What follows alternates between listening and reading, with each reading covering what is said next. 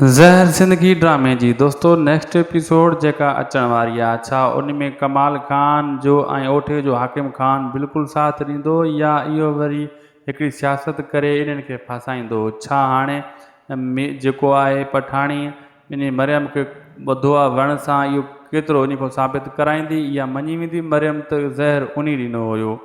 Next episode में दोस्तों रबन जो छा फ़ैसिलो थींदो ऐं छा रबन वाकई विढ़ी करे कामयाबु थी वेंदो हाकिम खान जहिड़ी छिप खे मुंहुं ॾियण में या न।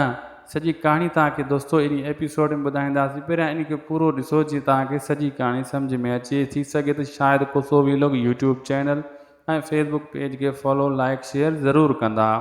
तव्हांखे ॿुधाईंदा हलूं त मरियम खे जेको आहे पठाणी ॿधे छॾींदी वण सां ऐं तव्हां नेक्स्ट एपिसोड में इहो सीन ॾिसंदो त ओसी ताईं न छॾींदी तेसीं ताईं हू ॿुधाईंदी कोन त हुन सां जेको आहे ज़हर कंहिं ॾिनो उन खे। रबन उन खे पुछंदो रबन खे चवंदी पठाणी तूं छॾे ॾे मां ॼाणियां मरियम ॼाणे।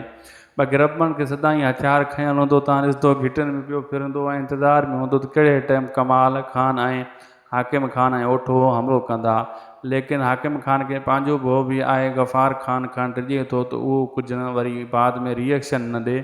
इन जे लाइ उन्हनि खे हा बि करे थो ओठे वारनि खे न बि करे थो ऐं अंदरूनी पंहिंजे कमदार सां कचारियूं बि करे थो ऐं ॿुधाईंदो नेक्स्ट एपिसोड में त हाणे मां हमलो जेको कंदुमि त कमाल खान ऐं ओठे खे ख़बर कान पवंदी। अहिड़े हिसाब जूं सियासतूं खेॾंदो ऐं नेक्स्ट एपिसोड में घणा सीन अचण वारा आहिनि ज़हर ज़िंदगी में ऐं तव्हांखे ॾिसण में बि ईंदा।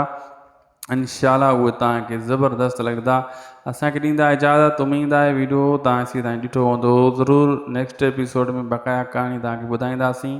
उन जे लाइ तव्हांखे सब्सक्राइब करणु ज़रूरी आहे। असांजे चैनल खे सब्सक्राइब जेसि ताईं न कंदव तेसि ताईं तव्हांखे कहाणी जी ख़बर कीअं पवंदी ऐं वीडियो कीअं पुॼंदी तव्हां ताईं।